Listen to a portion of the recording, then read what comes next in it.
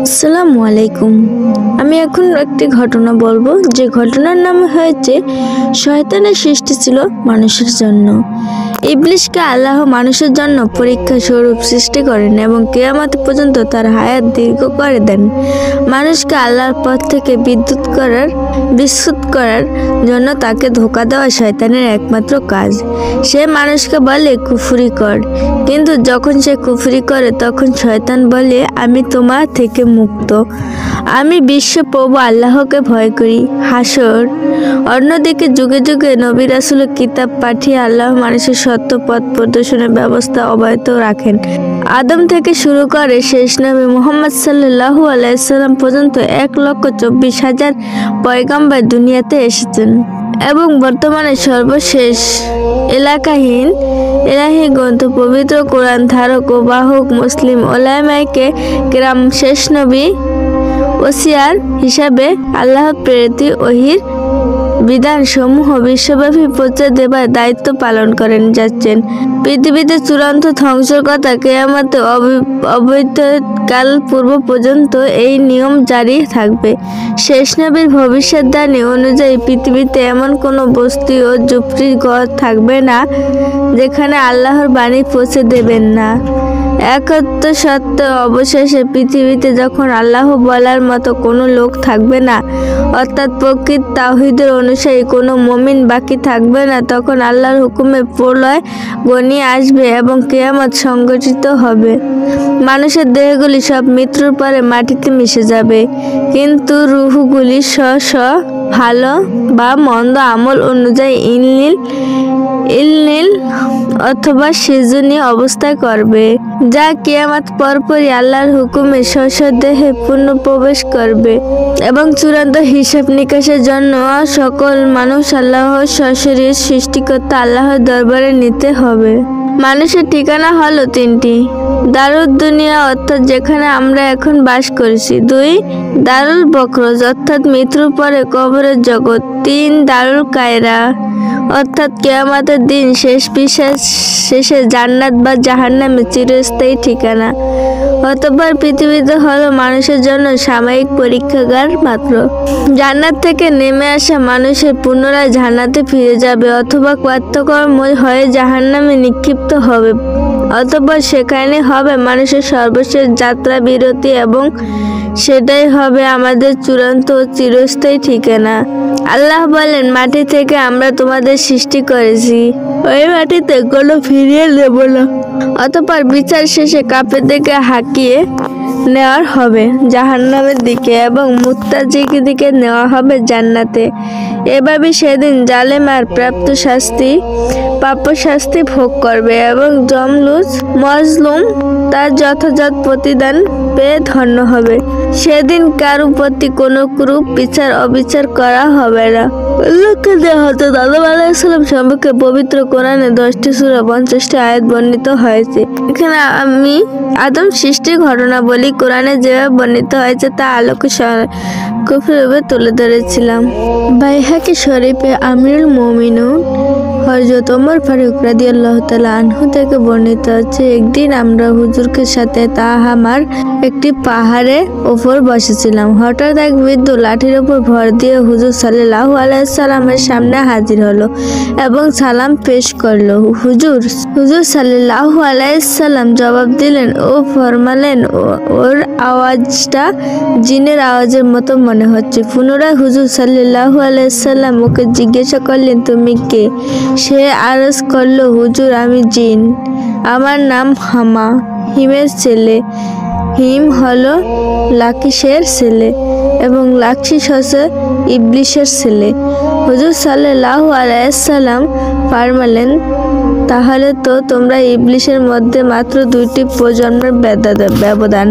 পুনরায় জিজ্ঞেস করলেন, তোমার বয়স কত? সে বলল, ইয়া রাসূলুল্লাহ, পৃথিবীতে যতটুকু বয়স আমার বয়স ততটুকু হবে, তবে কিছু কম হতে পারে। যেদিন কাবিল হাবিলে হত্যা করছিল সেই সময় আমি কয়েক বছরের শিশু ছিলাম, তবে কথাবার্তা বুঝতাম, পাহাড়ে দৌড়াদৌড়ি করতাম, মানুষের খাদ্য শেষ চুরি করে নিয়ে আসতাম, মানুষের মনে কুমন্ত্রণাও দিতাম, যাতে ওরা আত্মীয় স্বজন প্রতিবেশীদের সাথে অসদাচরণ করে। হুজুর সাল্লাল্লাহু আলাইহি সাল্লাম ফরমালেন, তাহলে তো তুমি খুবই খারাপ। সে আরজ করল, হুজুর আমাকে ভর্ৎসনা করবেন না, আমি আপনার সমীপে তওবা করতে এসেছি। ইয়া রাসূলুল্লাহ, আমি হয়তো নূহ আলাইহিস সালামের সাথে সাক্ষ্য করেছি এবং 1 বছর তার সাথে মসজিদে অবস্থান করেছি। আমি তার দরগাহেও তওবা করেছি। হযরত হুদ, হযরত ইয়াকুব, হযরত ইউসুফ আলাইহিস সালামের সংস্রব ছিলাম এতে এবং তাদের সাথে কাজ তওবা করেছিলাম এবং ওনাদের সালাম। হযরত ঈসা আলাইহিস সালামকে বলছেন, যদি তোমাদের সাথে মুহাম্মদ সাল্লাল্লাহু আলাইহি সাল্লাম এর সাক্ষাৎ হয় তাহলে আমার সামনে ওনাকে পৌঁছাইও। তাই হুজুর, আমি এখন আপনার আমানত থেকে দায় মুক্ত হওয়ার জন্য আপনার সমীপে হাজির হয়েছি। এটা আশা আছে যে আপনার পবিত্র জবাবে আমাকে কিছু আল্লাহর কালাম শিক্ষা দেবেন।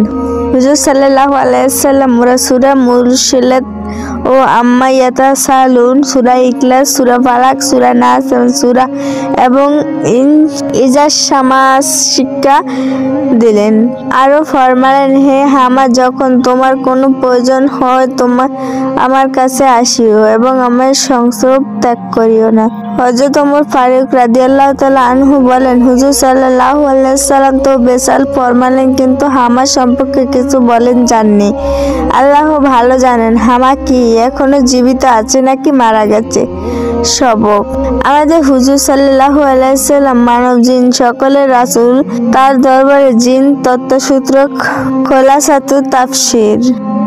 সাঈদ ইবনুল মুসাইব তার পিতা মুসাইব রাদিয়াল্লাহু তাআলা হতে বর্ণনা করেন, এই গল্পে বনি ইসরাইলের এক দরবেশের সাথে শয়তানের লড়াইয়ের ঘটনা তুলে ধরা হয়েছে এবং কিছু নসিহত পেশ করা হয়েছে।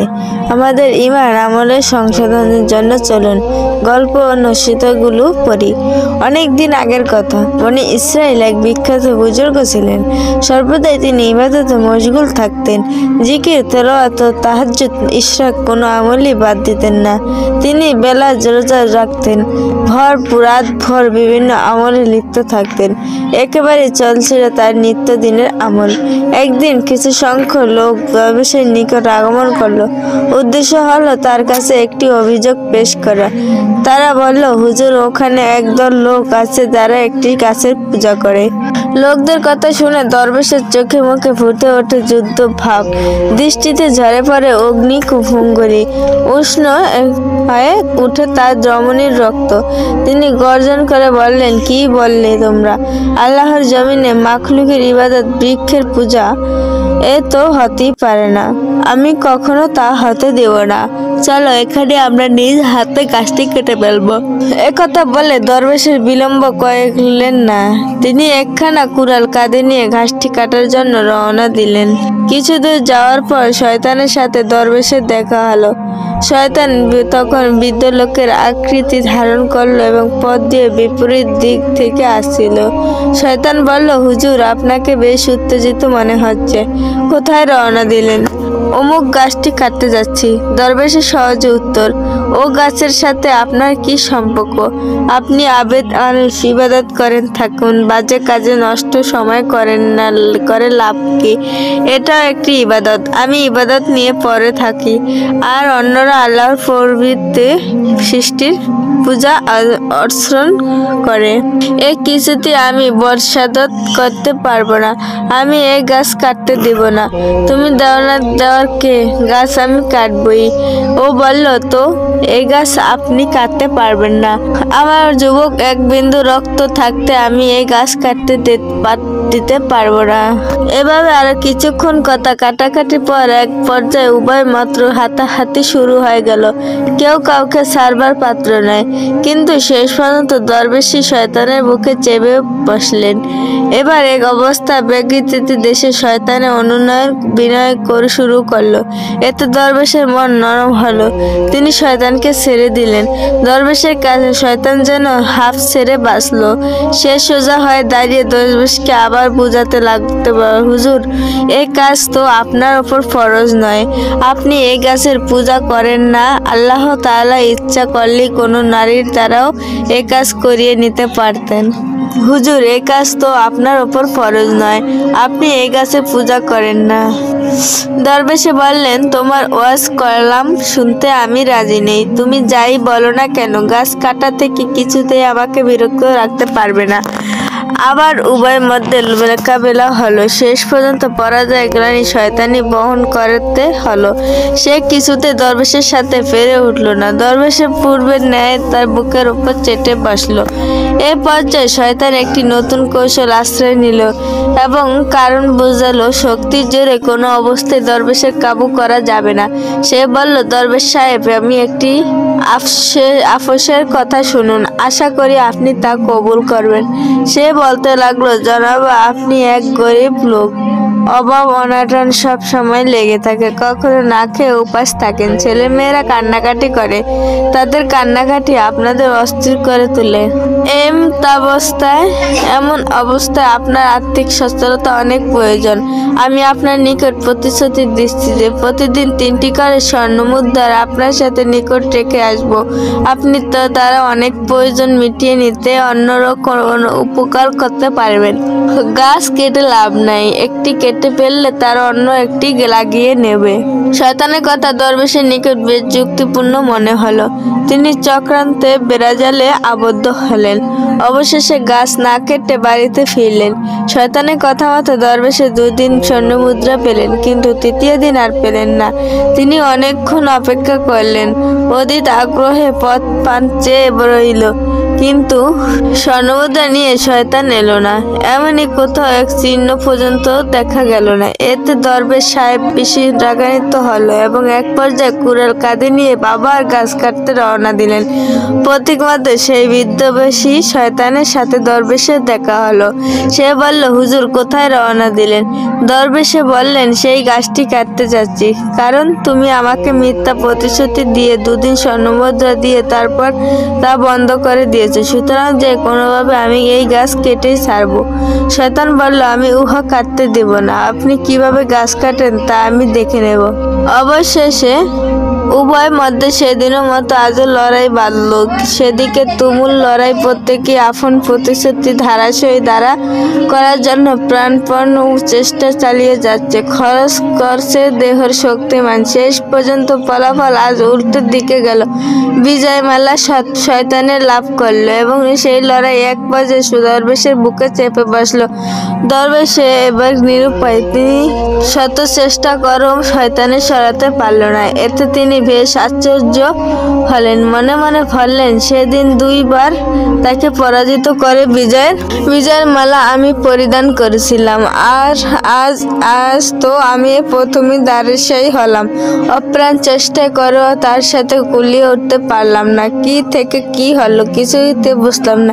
এসব চিন্তা করতে করতে দরবেশের চরম বিস্ময় নিয়ে শয়তানে জিজ্ঞেস করলো, এবার তুমি কি করে বিজয়ী হলে? শয়তান বলল, পরাজয়ের কারণ তো সুস্পষ্ট, কারণ পূর্বে আপনার রাগ ছিল আল্লাহর সন্তুষ্টি বিধানের জন্য, আজ আপনার রাগ হলো স্বর্ণমুদ্রা লাভের জন্য, কাজেই পরাজিত হয়েছেন। প্রিয় পাঠক, এটা সত্যসিদ্ধ কথা যে যে কাজ কেবল আল্লাহর সন্তুষ্টির জন্য করা হয়, নিজ স্বার্থ হাসিল কিংবা মানুষের দেখানোর উদ্দেশ্য হয় না, উহার পিছনে আল্লাহ পাকের সাহায্য থাকে। এজন্যই প্রথম দিন দরবেশে বিজয়ী হলেন। পক্ষান্তরে দুনিয়ার কোনো স্বার্থ উদ্ধারের জন্য দিনের কাজ অক্ষম দিল, তাতে আল্লাহর কোনো মত ও সাহায্য থাকে না। তাই ওই কাজ সফলতার মুখ না দেখাই স্বাভাবিক। তাই তো দরবেশ সাহেব 2য় দিনের লড়াই জয় লাভ করতে পারেননি। বিরতি শয়তানের পরাজিত করে। তাই আসুন আজ থেকে আমরা নিয়তি করি, দিনের ছোট বড় যে কোনো কাজ একমাত্র মহান আল্লাহর সন্তুষ্টির জন্যই করব। নিঃস্বার্থ স্বার্থ উদ্ধার অথবা অপরের কাছে থেকে প্রশংসা কুড়াবার জন্য করব না। হাদিসে কুশরিত আছে যে কিয়ামতের দিন সর্বপ্রথম যেসব লোকেদের বিচার হবে সে তন্মধ্য একজন হবে শহীদ, যিনি আল্লাহর রাস্তায় জীবন বিলিয়ে দিয়েছেন। আল্লাহ পাক তাকে ডেকে যাবতীয় নিয়ামত করার স্মরণ করাবে, যে উহা চিনে নেবে, যে স্বীকার করবে। অতঃপর আল্লাহ পাক তাকে বলবেন, তুমি ওইসব কিয়ামতের প্রতিদান কি কাজ করেছো? সে বলবে, আমি আপনার সন্তুষ্টি লাভের জন্য জিহাদ করেছি এবং শেষ পর্যন্ত নিজের জীবনটা আপনার রাস্তায় উৎসর্গ করে দিয়েছি। আল্লাহ পাক বলবেন, তুমি মিথ্যা বলছো, তুমি তো এজন্য জিহাদ করেছিলে যে লোক তোমাকে বীর বাহাদুর করবে, সাহসী বলবে, অক্ষা দিবে। তখন আল্লাহ লোক তোমাকে আলেম বলবে, আর কালাম পাক এজন্য হাসিল করেছিল যে লোক তোমাকে কারি বলবে। সুতরাং সেই মাকসুদ তো পূর্ণ হয়েছে।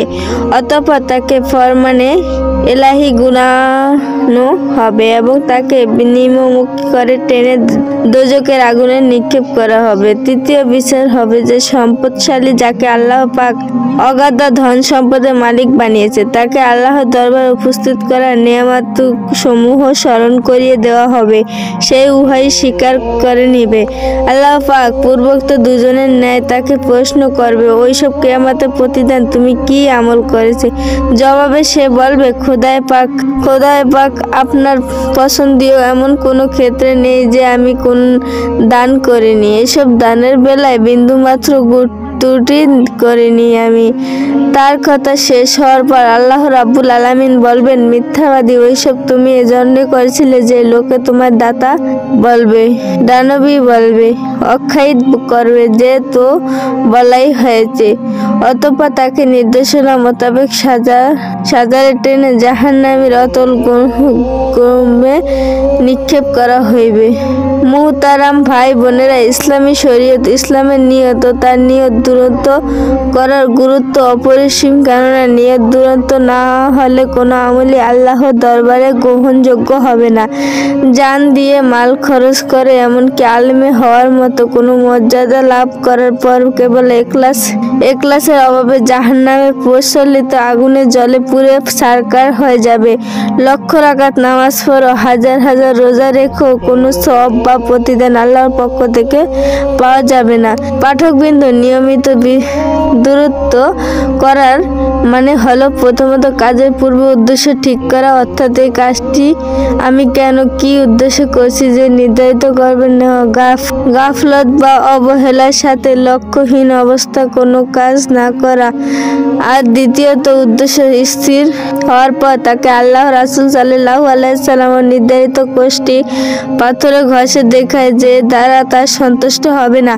অসন্তুষ্ট এক কথায় কাজটি হতে পারে আল্লাহ রাসূল সাল্লাল্লাহু আলাইহি সাল্লাম পছন্দ সেই কাজ, এবং তা করতে হবে একমাত্র আল্লাহর সন্তুষ্টির জন্য, অন্যথায় আমাদের যাবতীয় চেষ্টা বিফলে যেতে বাধ্য। এবং এই প্রসঙ্গে আরেকটি জরুরি কথা হলো, ইসলামী শরীয়তে যে কাজ মুবাহ ও জায়েজ রাখা হয়েছে, যদি সেগুলো ভালো নিয়তে পালন করা যায় তবে তাতে সওয়াব লাভ হবে এবং তা ইবাদত হিসেবে গণ্য করা হবে। যেমন মনে করো, ঘর নির্মাণ করে তাতে জানালা রাখার ব্যাপারে শরীয়তে কোনো বিধি নিষেধ নেই, এটি একটি জায়েজ কাজ। সুতরাং কেউ যদি কোনো নিয়তি না করে যে কেবলই বাতাস আলো আসার জন্য জানালা রাখে, তবে উভয় একটি মুবাহ জায়েজ কাজ হতে, এতে সব গুনাহ কিছুই হবে না। ইমাম গাজ্জালী রাদিয়াল্লাহু তাআলা নিয়মিত বিষয়টি আরেকটি পরিষ্কার রূপে বোঝানো করা একটি সুন্দর দৃষ্টান্ত পেশ করেছেন। তিনি বললেন, যদি কেউ শুধু উপভোগ করে সুন্দর পরিপাটি অংশ হিসাবে সুগন্ধি ব্যবহার করে, তবে তারা একটি মুবাহ কাজ করে। এ দ্বারা না কোনো গুনাহ হবে না, কোনো সওয়াব পাওয়া যাবে না। আর যদি কেউ নিজের বড়ত্ব অহংকার প্রদর্শনের জন্য কিংবা পর পুরুষ ও পর নারীর নিজের দিকে আকৃষ্ট করার জন্য সুগন্ধি ব্যবহার করা হয় এরূপ নিয়তে, কারণ অবশ্যই সে গুনাহ হবে, সওয়াব পাওয়ার তো প্রশ্নই ওঠে না। আর যদি কেউ সুন্নত পালনের উদ্দেশ্যে নিজের মন মস্তিষ্কের প্রফুল্ল রাখার মানুষের ইবাদত বন্দেগী মনোযোগ অনায়নের নিম্নতি সপরিদেহের সুগন্ধ দ্বারা অপরের যাতে কষ্ট না হয় সেই নিয়তে আতর সুগন্ধি ইত্যাদি ব্যবহার করা নিজেকে নিঃসন্দেহ হুয়া বিরাট স্বভাবের কাজ হবে। এই বিনিময়ে সে আল্লাহর পক্ষ থেকে প্রাপ্ত হবে মহা পুরস্কার। উপরে আলোচনা দ্বারা বোঝা গেল শুধু নিয়তের কারণে একটি কাজ কোনো সময় পুণ্যহীন, কোনো সময় পাপ, আবার কোনো সময় এ দ্বারা অপরিসীম সওয়াব লাভ হবে। তাই প্রতিটি মুসলমানের উচিত প্রত্যেকটি কাজ করার পূর্বে স্মরণীয় করে নিজ নিয়তকে উত্তরূপ ও ঠিকঠাক করা, অতঃপর সেই কাজে হাত দেওয়া। সে আল্লাহ তুমি আমাকে তৌফিক দান করুন।